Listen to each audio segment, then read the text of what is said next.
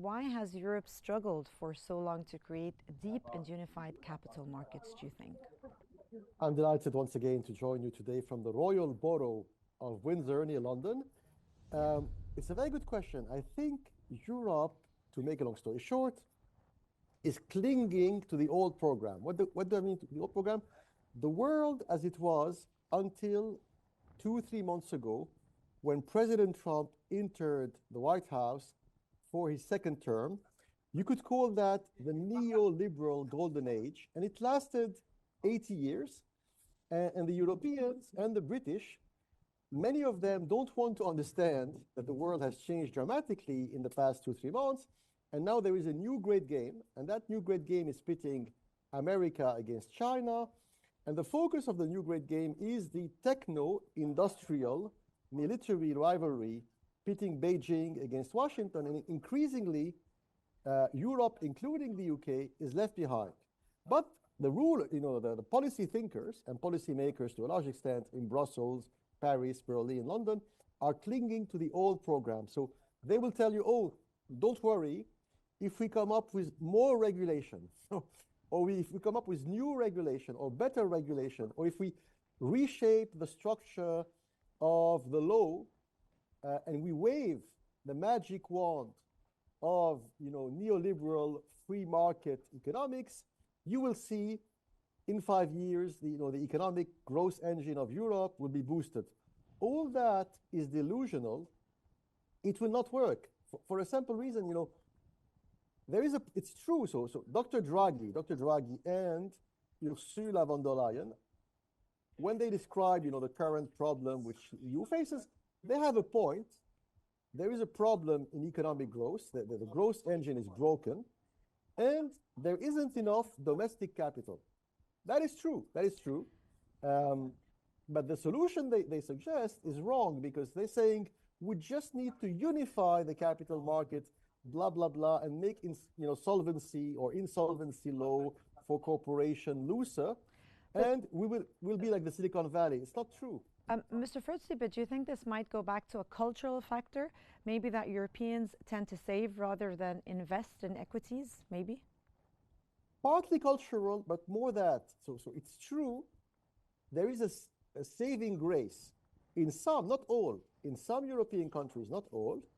The saving rate is high, but it's not enough. And so when European economists, when they compare European savings to, let's say, UK savings or American savings or Chinese savings, they tend to say, oh, we are great, we save a lot, so potentially we have a lot of capital to invest.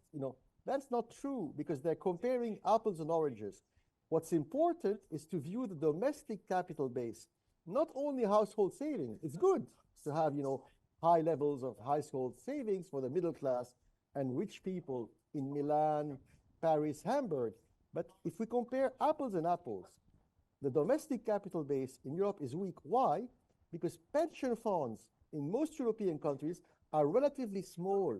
So if you incorporate household savings plus life insurance plus pension funds, and if you compare Europe to England or America or China, whatever, Europe is small, because in most European countries, pension funds are tiny. So the problem Europe faces, it has a small domestic European capital base, and even if they harness the power, the untapped power of household savings, it will not be enough. Only a few European countries like Holland, Denmark, and Sweden have high levels of pension assets. It's not enough. But what would you make of the European Commission's latest plan to rebrand the CMU into the Savings and Investments Union, the SIU? It's just it's just a public relation gimmick. So it's basically they're putting a facade, because in reality, once again, you can rebrand, you can rebrand all you want, but you're still the same. There isn't enough money, except, like I said, in Holland, Denmark, Sweden. But what Europe needs is in Germany, France, Italy, to have more domestic capital. It will take them 50 or 60 years. By then, the world will have changed a lot. Well, do you think in harmonizing insolvency laws and centralizing supervision, truly unlock more investment, in your opinion? For short, no. So for short, no. Like I said, it's part of their clinging to the neoliberal, the neoliberal thinking that started in 1945 and died 3-4 months ago. If we only harmonize, broaden, open markets, harmonization, unification, that kind of thinking died because in China and America, it has died. And so if the Chinese and the Americans and the Asians and the Middle Easterners, if they do things differently, it's not, Europe by itself who can redefine the global rules. It's too late. But I mean, with having now the US markets being so attractive, how can Europe actually, realistically speaking, compete? You're right. And that's actually two things. And they are, of course, related. So the US market is attractive. You're absolutely right. So many global investors, including Saudi, Qatari, including Chinese, they invest a lot in the Silicon Valley, in New York. So this is the attractiveness of America's economy. But there's a second factor. In America, you have many big public pension funds in California, New York, Texas, Oklahoma, etc. They own, these public pension funds in American states, they own trillions, like tens of trillions of dollars of assets.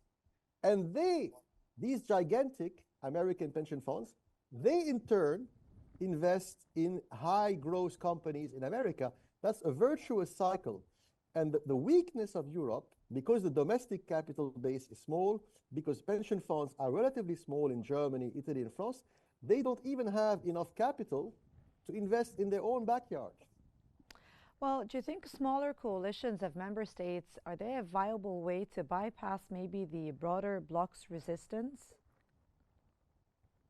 At this stage, I think, maybe, so smaller coalitions, like Benelux, like Belgium, Belgium, Holland, Luxembourg, having a very unified bloc, or let's say Finland, Sweden, Norway, Denmark, having like a federal government of sorts. That might have worked, 6-7 years ago. Now it's too late because, it's as if European governments were running after the events. And this is typical, sadly, it's typical of developing countries, when you are no longer the master of your own destiny. But what do? You tend to ape the foreigners. You tend to say, oh, this is working in Beijing and Washington. Let us do it with 15, 20 years, too late, right? So Europe now is a bit lost. It's searching for its own destiny. And it will be difficult because America and China are like two huge giants. And these giants are engaged in a fierce techno-industrial competition. And the world is their playground. And increasingly, Europe is being compressed or even crushed by these two giants. Well, I mean, looking to the future, do you think this renewed push, realistically, do you think it can actually reshape Europe's economic future maybe by 2030? No, because I believe personally that it's cosmetic. So they're just saying, we will deepen the union. We will make our capital markets more harmonized. It's typical of the mumbo jumbo technocratic, neoliberal discourse, which no longer works because, let's assume that they're right? What does it mean if capital markets in Milan are more unified with capital markets in Frankfurt or Paris? Not much. London alone, so the London Stock Exchange, which is much smaller than New York, right? London alone is more than twice bigger than Paris and Frankfurt combined. So it will not solve the size issue. That they're becoming, sadly for them, too small, and they are behind the curve in terms of policy thinking.